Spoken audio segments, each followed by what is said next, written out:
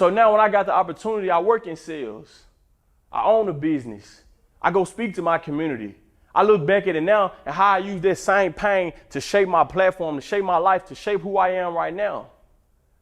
And I'm grateful and I'm thankful for every moment that I get because I was broken. I've been broken. I've been in the darkest moment of my life. I've been on my knees crying, scared, alone, laughed at, mocked, embarrassed, hurt. But I still stood up because I knew that wasn't who I was. That was just a moment I had to go through. And you can't be a champion unless you've been broken. You can't be a champion unless you go through something in your life. You can't be a champion unless you lose in this world. So don't think just because you're losing that you're a loser. No, you just becoming a champion. You're going through the process. I always had to envision the light at the end of the tunnel is because sometimes when it's dark, you got to find your own light. You got to find your own light. You got to find your own way. You got to find your own belief that you can get out of this struggle. Because there's some people right now that's going through a struggle. They don't believe they can get out. They don't believe that that's their life. Some people living in the hood right now, they think that's the hood forever. They think that's their goal. You might be going through something, you think that's the end goal, but that's not your life.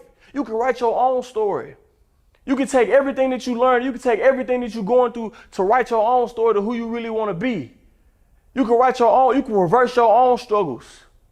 And that's why I came back. That's why I wanted to come back and speak, and why I give back so much is because I believe that it's certain pain that you got to just put into people so they don't got to go through it themselves. That's why your parents probably work so hard because they don't want you to grow up how they grew up. They don't want you to struggle how they struggled. And you got to have that same mentality to use that same story, to use that same information to grow from where you are. And to kind of put in perspective how I use my pain to overcome, to get to where I am now in life is when I walk into corporate America, when I walk into my job now, I make sure that I'm listening. I make sure I respect everybody in the room. I make sure that I ain't never full of myself thinking I'm better than the room. Oh, like when I was in college, I'm transferring. I'm better than all the players in here. I got to leave. Now I walk in the room, I respect everybody and listen, I learn.